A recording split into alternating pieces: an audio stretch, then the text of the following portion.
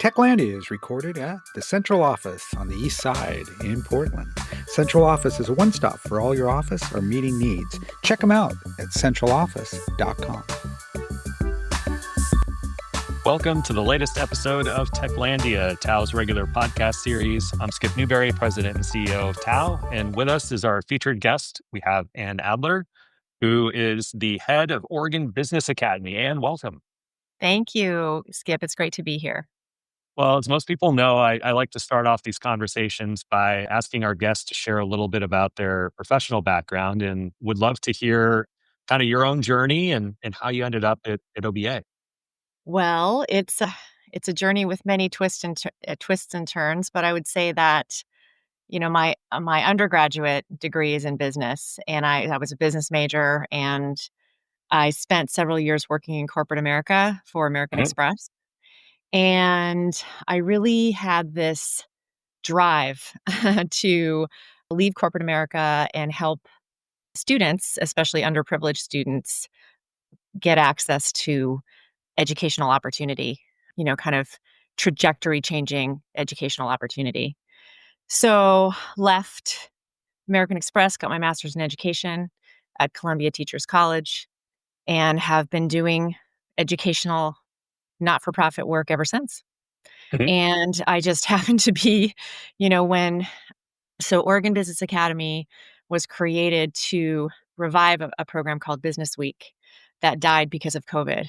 And so when the business community in Oregon was wanting to bring Business Week back, I just happened to be kind of in the right place at the right time and was invited to help make it happen. And so I joined OBA in November of 2022, and we served 100 kids in our first summer, 2023, just under 200 last summer, and about 260 kids this summer. That's really impressive. Tell me more, like where do the students hail from, and kind of what's the demographic mix? So our students come from all over Oregon and Southwest Washington, and in many cases beyond, Okay. because we partner with the corporate community, and some of our corporate supporters, like Pepe, have operations that are in multiple states. So definitely the preponderance of students are Oregon, but we also have students from Southwest Washington and beyond. And our students come from every corner of Oregon. About 20% of our students this year were from rural communities. We very much want to serve, we want to serve Oregon students, and they're from everywhere, from all across Oregon. So we certainly have our share of Portland Metro students, Lane County, but really all counties. And in terms of their background, one of the coolest things about our work is that it's super diverse. We have our highest incomes kids in the state, along with our low income kids who attend the program for free.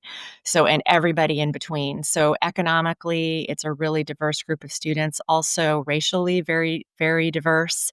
We're certainly overrepresented for minority students, but by design. But it's an incredibly diverse group of kids in terms of their backgrounds, which is part of the magic of Business Week and the work that we do.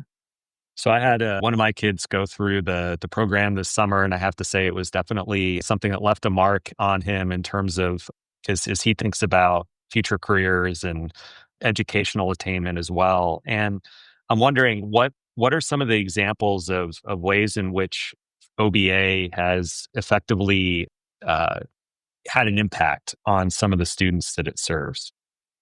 Gosh, in so many different ways, but one of my favorite examples is Abigail's story.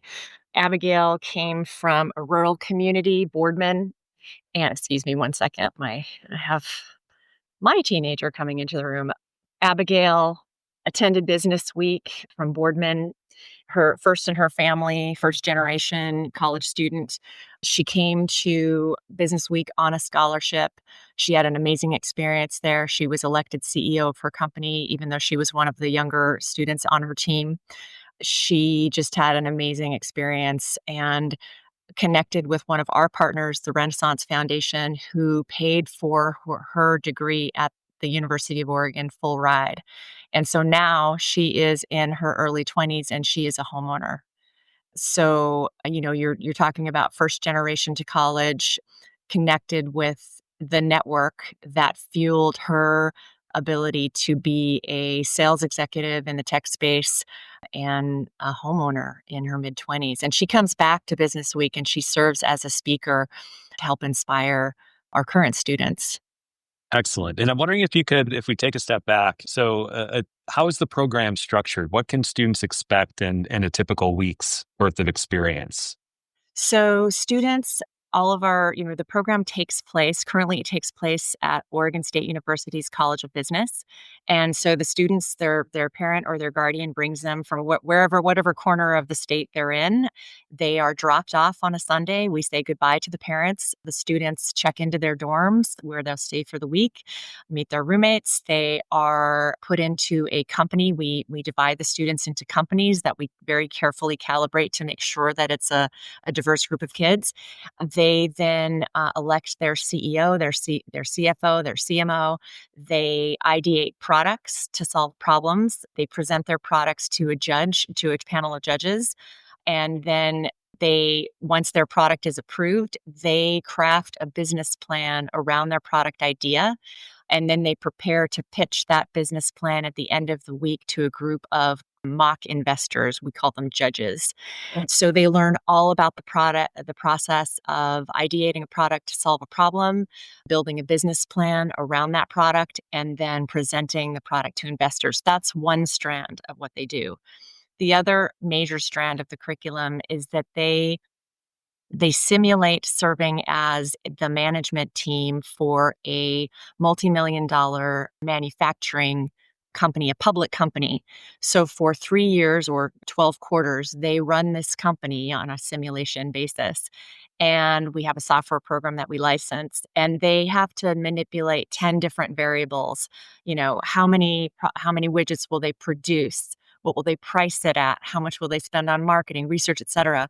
And those decisions that they make produce outcomes so that those decisions drove this number of sales and this much revenue and this much in your costs, and this is your profit outcome for the quarter.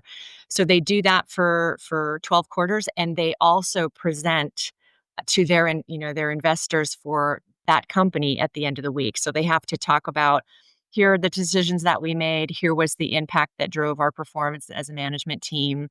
And this is what we learned. So it's really all about, understanding the fundamentals of running a business, of building a business, and then being able to communicate the value of your business or the value of your management performance to your investors.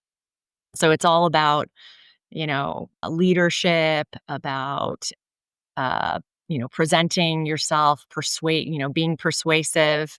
What kids, certainly they learn the fundamentals of business and entrepreneurship, but the biggest thing that we hear from our students is, I learned so much about what I'm capable of. Like, I didn't know that I could do this. We have parents who say that, kids really come away with greater confidence in their future and in the possibilities that they see for themselves. So, in terms of, if I think to just this morning, I was providing some testimony to the state's uh, House Education Committee about updating the state's education attainment goals. And one thing they're looking at, the legislature, is potentially having some of the goals include employment readiness. And as you look at kind of the changing landscape of what it means to be prepared for today's workforce, what are some things that you've seen in your time at OBA where you've been able to kind of evolve or, incorporate some of these newer developments into the program? Well, I'm no expert, but in the fast changing technology driven business environment, it's really, really important that students, workers are able to adapt, that they're flexible, that they're problem solvers, that they're collaborators. These are all the kind of the soft skills that are going to be defining for their future. And that is what they learn at Business Week. They learn how to work as a team player. They learn how to, uh, it in a good way, the students are really challenged at Business Week. They have to be the ball. They have to run their own company. They have to create their own product. They have to figure stuff out. And that is what's going to be necessary in the new, in our future. It's, more and more rapidly evolving environment driven by technology is going to require being able to solve problems, be flexible, work as a team, overcome challenges, and that's what they learn. That's what students learn at Business Week. And in terms of, the types of support that you all get, where does the funding come from? Is it a mix of, corporate supporters plus enrollment costs? Like what does that breakdown look like? And Yeah. yeah, So most of our money, more than half, is coming from corporations, privately held Oregon companies, as well as publicly held organizations. Bank of America, PNC Bank. These are our supporters. Pape, Harder Mechanical, Stoller.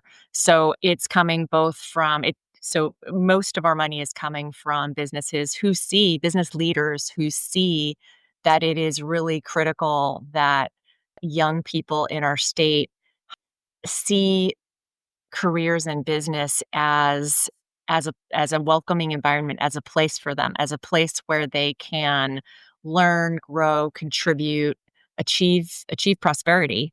So having a welcoming business environment for our high school students, and also giving them the skills and the knowledge that they're going to need to make their way and be our future business leaders and our future executives and workers in our companies. So they are really the leading source of funding. We also receive a small amount of funding from foundations, the Maybelle Clark McDonald Fund, Epping Foundation. So we do have foundation support, as well as, high net worth individuals who are often former business leaders right. who, who are really concerned about, Oregon is not, it's it sits very low in the rankings nationally in terms of business friendliness. And so we need to change that. We need to change that if we're going to have continued prosperity as a state. So this is part of that. It's a long-term play, but that's what this is really about. It's about the prosperity for the students who attend, but it's about the collective prosperity for the state. Yeah, it's a really interesting point. Like to folks, like you and I and other people that we work with regularly at the Technology Association, the idea of business is a way to have really positive impact in a community through providing job opportunities that are high wage and helping people provide for themselves and their families, and kind of moving upstream to solve some of the challenges that as a state we have a tendency to kind of fund the downstream symptoms as opposed to the upstream source. Yeah. And by growing kind of our tax base through encouraging a business environment that's supportive of startups and growth stage companies, we help to kind of potentially have a sustainable source of revenue that allows us to fund some of the progressive programs that we all love. And so at some point that got out of whack, but I do think that one thing that's come up in a lot of conversations that we've had with entrepreneurs and business leaders locally in recent years has been, you know, how do we change the culture in Oregon of, one of more recognition for the role that business can play positively and as part of our society. And this program's a great way to do it, right? Because you're exposing students relatively young ages to, possibilities, and doing so in a way where, the business toolkit, if you will, can be utilized by them to achieve all sorts of incredible outcomes. I'm wondering, what are some of the things that you've seen in terms of business ideas that students have come up with that, are a little more mission driven or focused on kind of solving societal problems?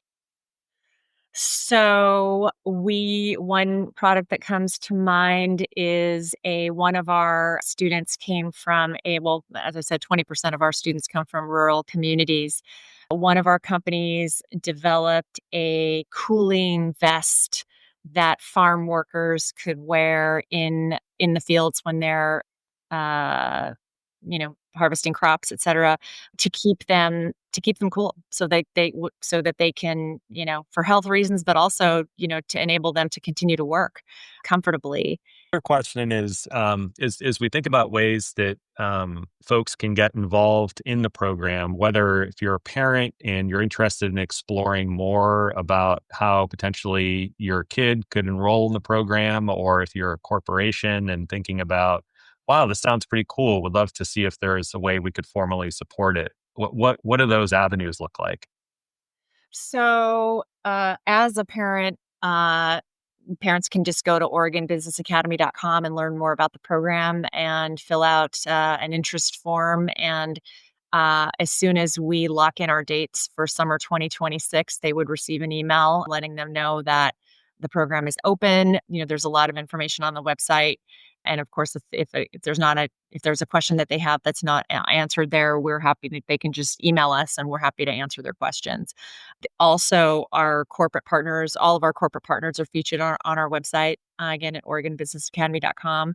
And they can either reach out for a conversation to learn, or they can just sign up to be corporate supporters right on our website. And the corporate component is pretty exciting because our partnership with corporations, it's like a three-legged stool.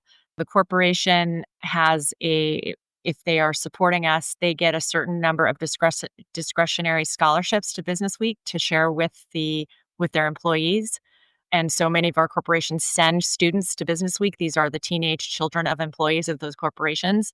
Mhm. So we have students coming from Ampere and Tillamook and Hampton Lumber and Pepe and Harder, but also employees can volunteer at Business Week. And it is an incredible. I've worked in the not-for-profit sector for about 20 years, and no organization that I've been involved in has the volunteer opportunities, the high impact volunteer opportunities that Oregon Business Academy does, because you're working with students directly and you're helping them develop those skills, the interview skills, the communication skills, and you're helping them build their confidence. It's a very, very inspiring and high impact experience being a Business Week volunteer. So when the corporation supports us, they get the opportunity for their employees to give back in a very meaningful way, but they also provide the opportunity for the teenage children of the employees to come to Business Week. So it's a bit of a virtuous circle. Okay. So we have partners that are very active. I've mentioned a few of them, and it's a mutually beneficial relationship, that it's not just providing money. There's a lot of engagement and impact and inspiration, frankly, that comes with that partnership with our corporate partners. That's really, really great. And I'm wondering if I mean, you've had students from really all over the place enroll in this program. And I recall from the summer, there was a student who traveled from the East Coast for the program. Do you get Yes. approached regularly by other states wanting to kind of create a version of this, or have you expand to more regions? So most of the time that we do have students from California or New York, it's oftentimes the younger siblings of families who have been involved in the program before, and maybe they relocated and they're coming back Okay. to the state because they're, the older student had such an amazing experience. They want the younger one to experience it, and now they've moved away, but they're going to send the student back. And again, in those places, in those cases of our corporate partnerships that are regional, that, they might have kids coming from other states. There are other Business Week like programs in other states. I spent some time this summer in Pennsylvania. They have a version of Business Week that has been operating continuously for almost 50 years. And so we spent time with them wanting, just trying to learn about, because they've been operating so continuously, were there things that we could learn from them? Washington has a program that is out of Renton, Voc Tech in the Seattle area. So there are programs like what we're doing in other states. I think because of what we talked about before about Oregon's business climate. I think for Oregon, it's more important that we have a program like, if you're talking about a pro business state like New York, a program like this is almost not as necessary as it is here because, we really need to engage the talent and get our young people to be interested in starting businesses and working in business. Yep, for sure.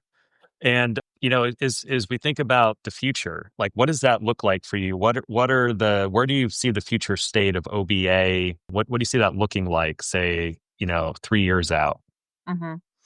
Well, we wanna make it through this very uncertain time right now. I mean, that's heavy on the mind of every not-for-profit organization, not just in Oregon, but beyond.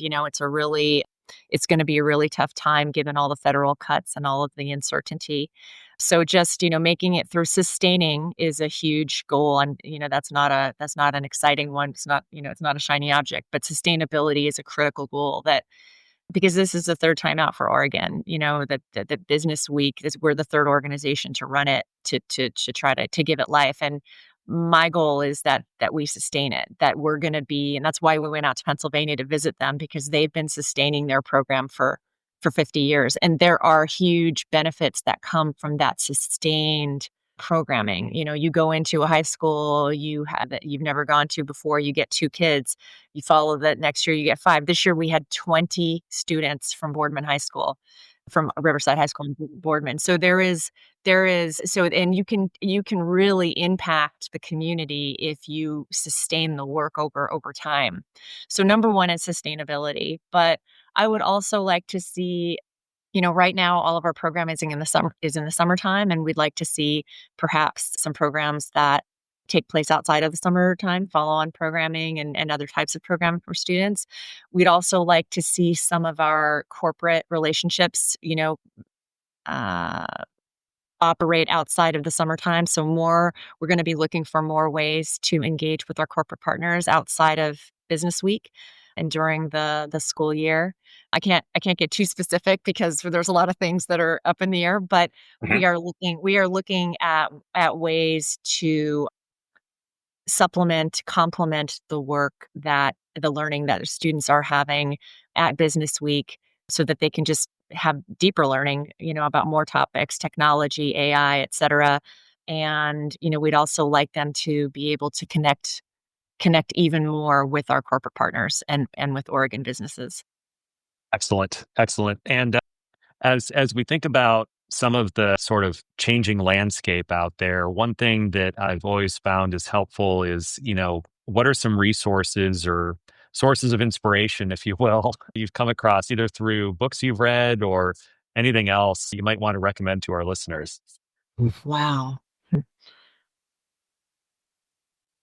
Sources of inspiration. Gosh, I'm reading J.R. Tolkien right now, so I'm not sure I'm inspired, but it's more just by the creativity. It's incredible. But, I would say I think that some of the environmental capitalists are doing amazing work. People like, Bill Gates, who is, of course, he's doing a lot of things, beyond Microsoft with healthcare, et cetera. But the work that is being undertaken right now to try to uh, create products, create companies that don't harm the environment, that are actually designed to reduce the negative impact of our activity on the planet. I think that is a really inspiring area of work, trying to create carbon, carbon neutral and products and services that are supporting climate, reducing our negative impact on the climate. I think that is a really inspiring and exciting field. Excellent, excellent. Well, as we wrap up, any sort of parting words for our listeners? W- we would love to have you engage with our students at Business Week, and it is a super inspiring. People often are negative about the younger generation, and they say that they don't want to work, and they just look at their phones. And come to Business Week.